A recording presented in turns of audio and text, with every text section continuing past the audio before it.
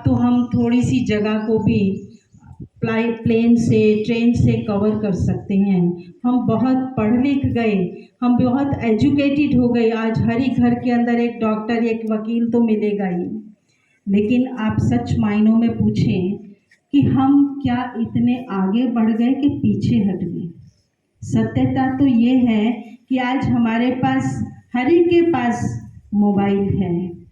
दिलों की दूरियां हमारी कितनी बढ़ गई। माइलों की दूरी तो खत्म हो गई, पर दिलों की दूरी कितनी बढ़ गई है।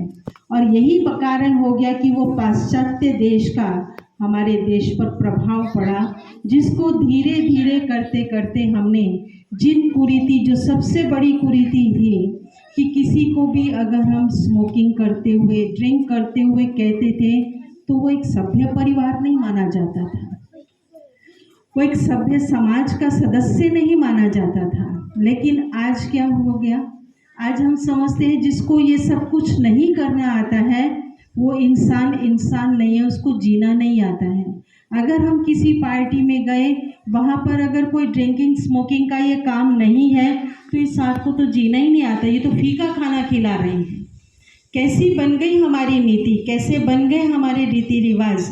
इन सबको करने का कारण यही हो गया कि हम सब ने अपने देश की जो पुरानी संस्कृति थी, अपना भारत देश का जो गौरव था, उस गौरव को ख़त्म करके हमने विदेश का ऋण लेना शुरू कर दिया, विदेशी बातों को सीखना शुरू कर दिया। हमने बहुत सारी वही बातें लेनी शुरू कर दी। उसको हम समझते हैं कि वो हमने जीना सीख लिया, हमने सोसाइटी में बैठना सीख लिया। अगर हम ये सब कुछ गलत व्यसनों का सेवन कर रहे हैं, लेकिन उन व्यसनों का सेवन करते करते जीवन का पतन कितना होता जा रहा है। पहले ये सब कुछ क्यों नहीं था? घर के अंदर ये सब परिवार इकट्ठे के इकट्ठे रह रहे थे, आपस में प्यार से रहते थे, सद्भावना से रहते थे, बड़े बुजुर्गों का सम्मान होता था। लेकिन आज वो सब ये क्यों खत्म होता जा रहा है? जिसको देख करके आज उनकी कहानियाँ सुनते हैं जब बड़े बुजुर्गों की, तो आंख भर आती है कि वो वही भारत है जहाँ की एक चूल्हा था और 10 लोग खाते थे। और आज क्या विचार हो चुका? आज क्या हो गया कि 10 कमा रहे हैं लेकिन तो भी कमी पड़ रही है। क्यों? कारण क्या हो गया?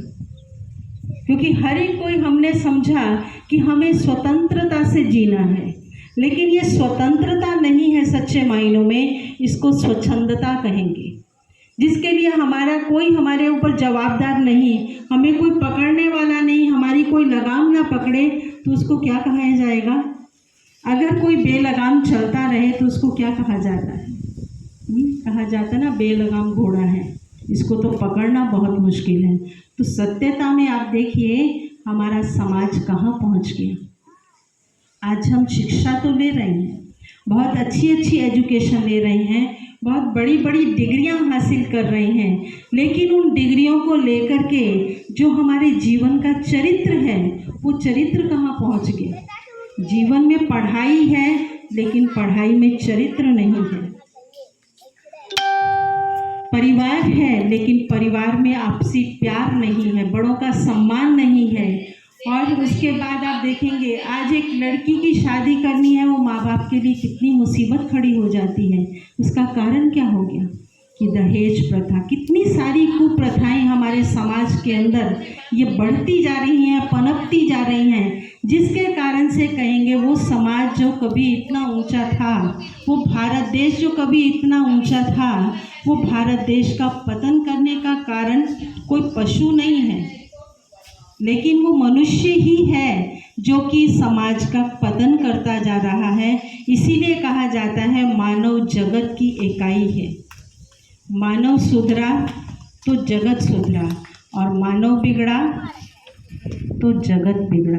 इसलिए अब वो समय है कि हमें स्वयं को जागृत कर, स्वयं को देख कर के हमारा देश फिर से वैसा भारत देश बन जाए जिस भारत देश की हम महिमा सुनते आए कि हमारे भारत देश वो देश था जहाँ हर नर नारायण था, हर नारी लक्ष्मी थी, जहाँ सुख और चैन की बंसी बजती थी। आज वही भारत देश है जैसा कि बताया गया कि वो भारत देश में सुख चैन की बंसी तो बहुत दूर की बात रह गई, वहाँ तो दिन रात वो चीज़ें बज रही हैं जो कि एक सभ्य समाज के लिए ज़रूरत भी नहीं है। तो हम अपने देश को अगर ऊंचा बनाना चाहते हैं तो मैं तो सिर्फ इतना ही कहूँगी कि हम अपने देश को पुनः ऊंचा बनाने के लिए हमें खुद को बदलना होगा, क्योंकि हम बदलेंगे तभी जग बदलेगा। और ये सब जो कुरीतियाँ समाज के अंदर आती गई उनको लाने वाले हम ही जवाबदार हैं, और हमें ही इकट्ठे मिल करके एक दूसरे से कंधा मिला करके इन सामाजिक कुरीतियों को ख़त्म करना है। तभी कहेंगे कि हम जागेंगे तब जग जागेगा। धन्यवाद। ओम शांति।